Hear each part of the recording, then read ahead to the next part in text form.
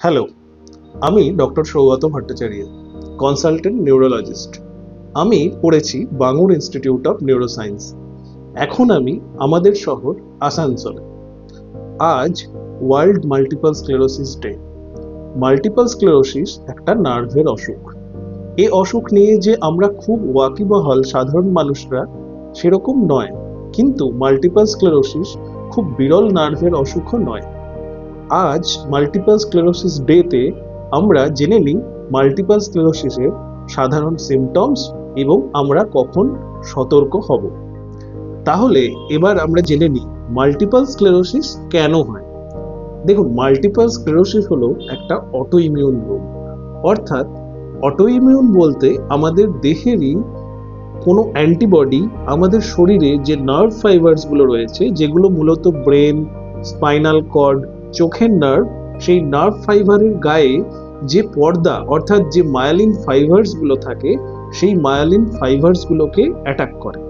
তার জন্য এই মায়ালিন ফাইবারসগুলো ক্ষতি হয় এবং সেই কারণেই মাল্টিপল স্ক্লেরোসিস এই রোগ হয়ে থাকে। তাহলে সিমটমস কি হয়? প্রথমত বলে রাখা ভালো, মাল্টিপল স্ক্লেরোসিস কম বয়সীদের ক্ষেত্রেই বেশি হয়। জেনারেলি 20 থেকে 45 বছর এই রেঞ্জের মধ্যেই মাল্টিপল স্ক্লেরোসিস হয়ে থাকে। প্রথম যে সিমটমসটা নিয়ে মাল্টিপল স্ক্লেরোসিস পেশেন্টরা আসে তা হলো চোখের অসুখ। হঠাৎ করে একটা দিকের চোখে ব্যথা শুরু হয়। প্রথমে 2-3 দিন ধরে চোখ ঘোরাতে গেলে, এদিক ওদিক তাকাতে গেলে কষ্ট হয়। তারপরে হঠাৎ করে সে চোখে দেখতে পায় না, চোখে যেন সে ঝাপসা দেখে, এবং সেটা কিন্তু বেসিক্যালি একটা দিকেই প্রধানত হয়। এই একটা অসুখ নিয়ে প্রথমত মাল্টিপল স্ক্লেরোসিসের পেশেন্টরা প্রেজেন্ট করে। প্রথমত তারা এই নিয়ে অপথ্যালমোলজিস্টের কাছে যায় এবং অপথ্যালমোলজিস্টরা তারপর পরীক্ষা নিরীক্ষা করে নিউরোলজিস্টদের কাছে পাঠান।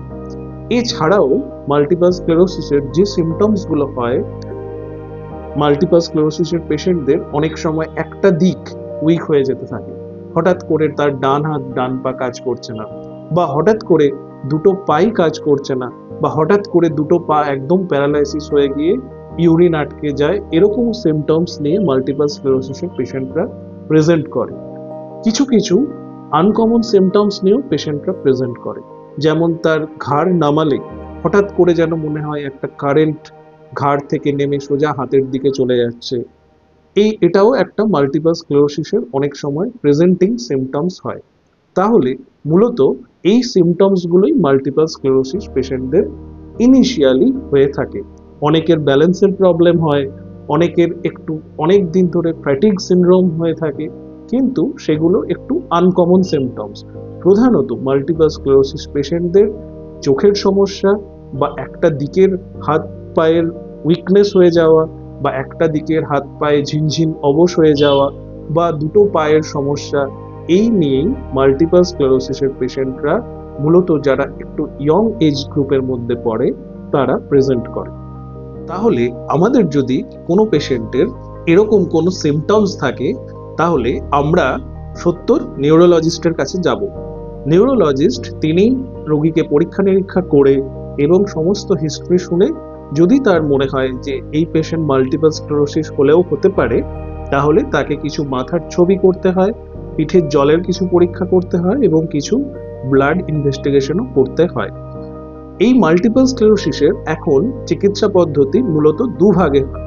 প্রথমত অ্যাকিউট ট্রিটমেন্ট, অর্থাৎ আমার কাছে পেশেন্ট এলো চোখে ব্যথা নিয়ে এবং সে চোখে একদম দেখতে পাচ্ছে না, অথবা কোনো এক সাইডের প্যারালাইসিস নিয়ে, বা আমি যেরকম বললাম ইমিডিয়েটলি তার একটা ইনজেকশন দিতে হয়।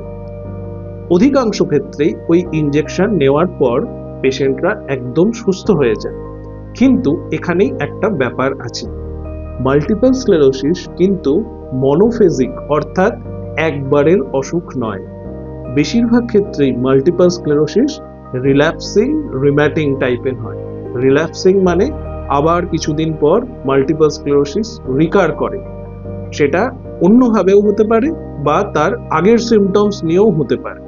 এই কারণে মাল্টিপল স্ক্লেরোসিসের যেটা দ্বিতীয় এবং সবচেয়ে ইম্পর্ট্যান্ট ট্রিটমেন্ট হলো পেশেন্টকে একটা নির্দিষ্ট কিছু ওষুধ খেতে হয় কিছু দিনের জন্য, যাতে সে সেই পরবর্তীকালের অ্যাটাক থেকে সে যেন রক্ষা পায়। আমি অনেক পেশেন্ট আসানসোলে দেখেছি যে পেশেন্টদের চোখের সমস্যা রয়েছে, তারা কারুর কাছে গিয়েছেন এবং সেই ডাক্তারবাবুর ওষুধ খেয়ে তার চোখ কিন্তু সম্পূর্ণ সেরে গেছে, কিন্তু পরবর্তীকালে আর ফলো আপ করেননি। তার ফলে যেটা হয়েছে, সেকেন্ড টাইমে সে যখন এসছে তখন কিন্তু তার মাথার যে মাল্টিপল স্ক্লেরোসিসের বার্ডেন সেটা কিন্তু অনেক বেড়ে গেছে এবং তার ডিসেবিলিটি অর্থাৎ এই মাল্টিপল স্ক্লেরোসিসের জন্য তার যে রোজকার চলন শক্তি বা রোজকার কার্যক্ষম ক্ষমতা সেটা কিন্তু অনেকটাই কমে গেছে। এইটা কিন্তু মাল্টিপল স্ক্লেরোসিসের সঠিক ট্রিটমেন্ট নয়। মাল্টিপল স্ক্লেরোসিসের ট্রিটমেন্ট হলো অতি অবশ্যই কোনো নিউরোলজিস্টকে রেগুলার ফলো আপ করা, তার কথা মতো নিয়ম মতো মেনে চলা এবং কিছু সুনির্দিষ্ট ওষুধ যদি নিউরোলজিস্ট উপযুক্ত মনে করে সাজেস্ট করেন তাহলে সেই ওষুধ রেগুলার খাওয়া। তাহলে মাল্টিপল স্ক্লেরোসিসের জন্য activity of daily living impaired হওয়া থেকে অনেকটাই বেঁচে যায়। তাহলে এই হলো মাল্টিপল স্ক্লেরোসিস নিয়ে একটা ওভারঅল খুব সংক্ষিপ্ত আলোচনা। আপনারা খুব ভালো থাকুন এবং সতর্ক থাকুন। ধন্যবাদ।